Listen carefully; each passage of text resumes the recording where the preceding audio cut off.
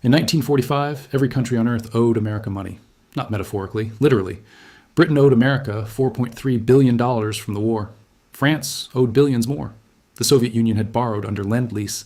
Dozens of smaller nations carried American loans on their books. The United States had spent the war financing everyone else's survival, and the world owed it an enormous debt. America's gold reserves held 75% of all the monetary gold on the planet. Its factories produced half of the world's manufactured goods. Its navy dominated every ocean.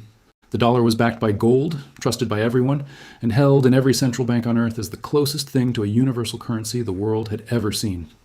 In 2025, America owes $36 trillion. It pays over $1 trillion every year just in interest, more than it spends on its military. It borrows $2 trillion more than it collects in taxes every single year. The country that was owed money by the entire world now owes more money than any nation in human history. How does the world's largest creditor become the world's largest debtor in 80 years?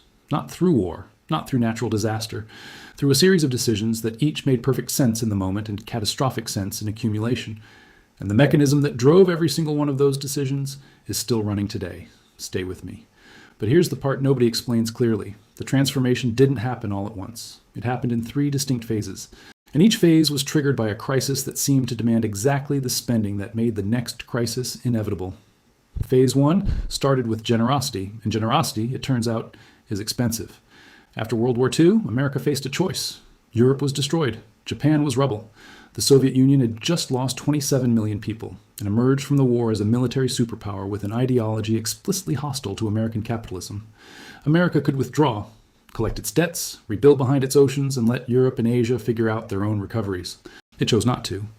The Marshall Plan sent $13 billion to reconstruct Western Europe between 1948 and 1952, the equivalent of roughly $150 billion today. America rebuilt Japan's economy from scratch, writing its constitution and restructuring its entire industrial system.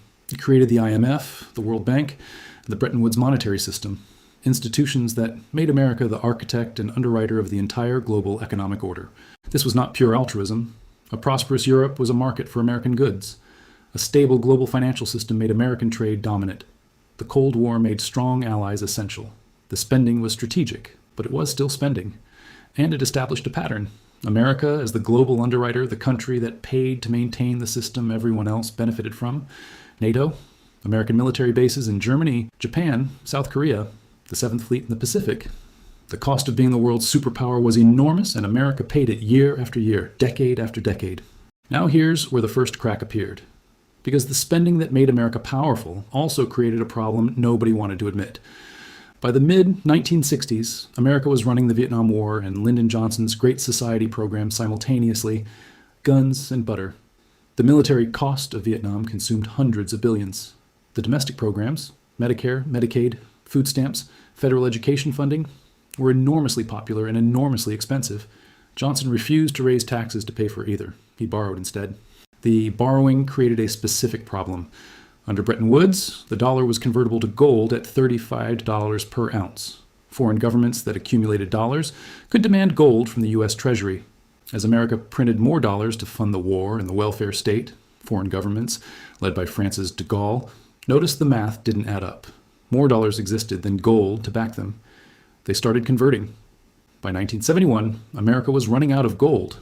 Nixon had 2 choices: cut spending dramatically or abandon the gold standard. He chose the latter. On August 15, 1971, Nixon announced that the dollar would no longer be convertible to gold. The constraint that had limited American spending for 25 years was gone. The significance of this moment cannot be overstated. Before 1971, America had a hard limit on how much it could borrow: the gold in Fort Knox. After 1971, the limit was political willpower. And political willpower, it turned out, was much less reliable than gold. Phase 2 was the discovery that borrowing had no immediate consequences. And that discovery was intoxicating. After 1971, America still needed the world to accept its dollars. The petrodollar deal with Saudi Arabia in 1974 solved this. Oil priced in dollars meant the world needed dollars regardless of the gold backing. The dollar's reserve currency status created what economists call an exorbitant privilege. America could run deficits that would bankrupt any other country because global demand for dollars absorbed the excess supply. Reagan discovered this privilege fully in the 1980s. He cut taxes, increased military spending, and borrowed the difference. The national debt doubled from $1 trillion to $2 trillion in his first term, then doubled again. Economists warned this was unsustainable. Nothing bad happened immediately. The economy grew. The Soviet Union collapsed. America won the Cold War. The lesson politicians took from this was precisely the wrong one. Deficits don't matter. Borrowing has no consequences. The dollar's reserve status makes America immune to the arithmetic that destroys other countries. Clinton briefly interrupted this pattern, running surpluses in the late 1990s through a combination of spending restraint and the dot-com tax revenue boom. For a moment, America looked like it might actually pay down its debt. Then the dot-com bubble burst, September 11th happened, and the restraint evaporated. Bush cut taxes twice while fighting two wars simultaneously. Obama inherited a financial crisis and borrowed trillions to prevent a depression. Trump cut taxes again and increased spending. Biden spent trillions on COVID relief and infrastructure. Every president, every Congress, every crisis produced the same response. Borrow more, deal with it later. Here's the precise mechanism that made each of these decisions rational in isolation and catastrophic in accumulation. Every dollar of deficit spending produces an immediate, visible benefit. A tax cut, a program, a stimulus check, a war won. The cost, the interest payment, arrives years later quietly, automatically, through the federal budget. The politician who signed the spending bill gets credit for the benefit. Their successor inherits the interest payment. This is the structure that made Rome's currency debasement politically irresistible.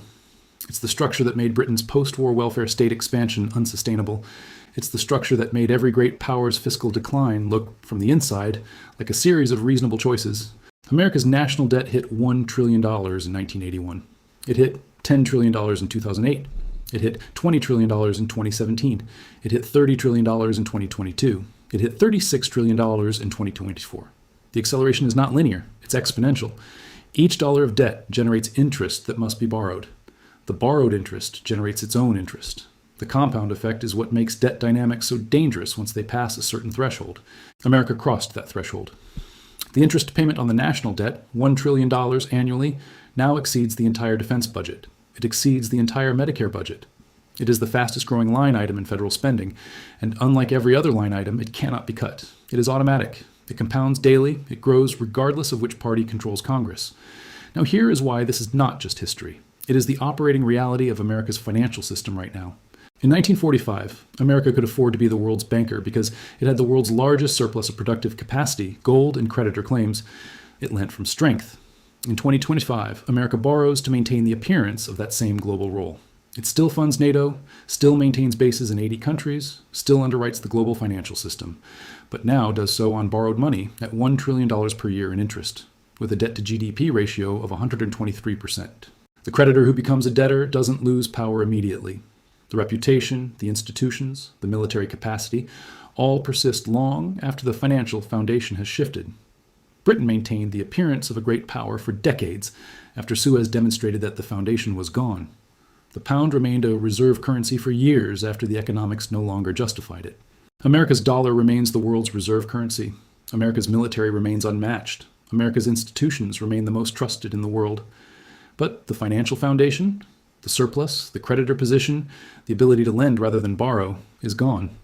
The country that held 75% of the world's monetary gold in 1945 now pays $1 trillion per year to service debt that grows faster than its economy. The transformation took 80 years and 1,000 individually rational decisions, each of which transferred a small piece of the future to pay for the present. There are no villains in this story. Every spending decision had a justification. Every tax cut had an economic rationale. Every crisis demanded a response. The problem was not any single decision. The problem was the structure that made borrowing always easier than restraint, that rewarded short-term spending and deferred the cost to people who hadn't voted yet. America went from the world's largest creditor to the world's largest debtor the same way Hemingway described bankruptcy. Gradually, then suddenly. The gradually part lasted 80 years. The suddenly part hasn't arrived yet, but the arithmetic that produces it is already running. If this changed how you see America's debt and what the last 80 years of financial decisions actually cost, subscribe, because I'm tracking the exact mechanisms that connect what America built in 1945 to what it owes in 2025. Hit that like button. If the creditor to debtor transformation just made America's $36 trillion look completely different. And drop a comment. Do you think America can reverse this trajectory? Or is the debt already too large, the interest too automatic, the political will too absent to change course? Because every great power that crossed this threshold asked the same question. History is very clear on what happens when the answer is no.